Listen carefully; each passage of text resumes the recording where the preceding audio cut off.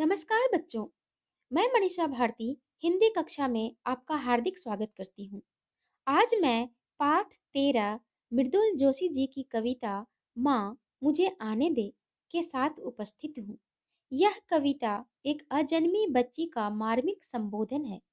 कविता की कवित्री मृदुल जोशी जी का जन्म 21 अगस्त 1960 को काठगोदाम नैनीताल में हुआ। इनकी प्रमुख रचनाएं हैं काव्य धारा, गुम हो गए अर्थ की तलाश में, शब्दों के क्षितिज से, निबंधन। मृदुल जोशी जी गुरुकुल महाविद्यालय हरिद्वार में हिंदी विभाग में असिस्टेंट प्रोफेसर के रूप में अध्यापन कार्य कर रही हैं। सबसे पहले इस कविता का सस्वर वाचन करूंगी। माँ मुझे आने दे, डर मत आने दे, फैलूंगी तेरे आंगन में हरियाली बनकर, लिपटूंगी तेरे आंचल में खुशबू बनकर।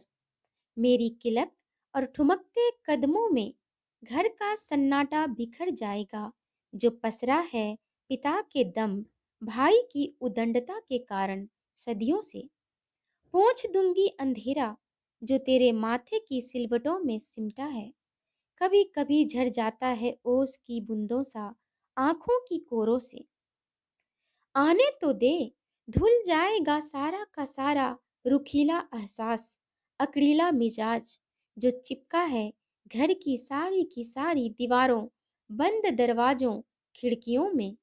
माँ जा सकती हूँ मैं दूर पार उस झिलमिलाती दुनिया में, ला सकती हूँ वहां से चमकीले टुकड़े जो तेरे सपनों के समुंदर की लहरों के थपेड़ों में। ढूंढ सकती हूँ मैं मोती और सीपी और नाविकों के किस्से। कर सकती हूँ माँ मैं सब कुछ जो रोशनी सा चमकीला, रंगों सा चटकीला हो। पर आने तो दे, डर मत माँ मुझे आने दे, डर मत माँ मुझे आने दे।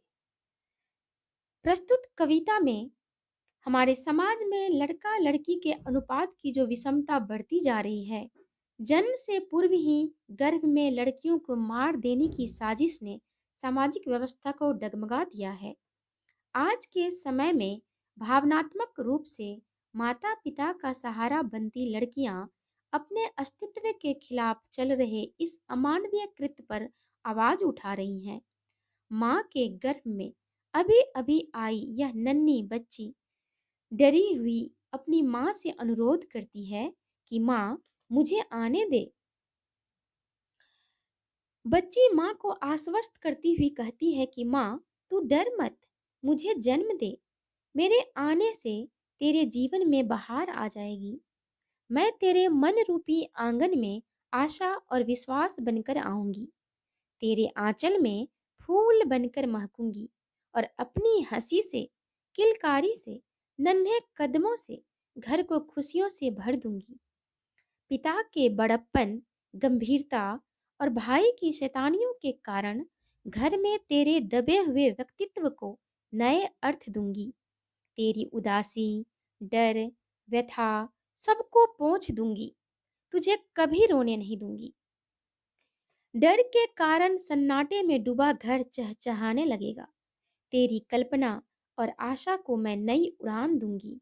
अपनी विद्वता के बल पर मैं कहीं से भी खुशियां ले आऊंगी और तेरी कल्पना को यथार्थ में बदल दूंगी।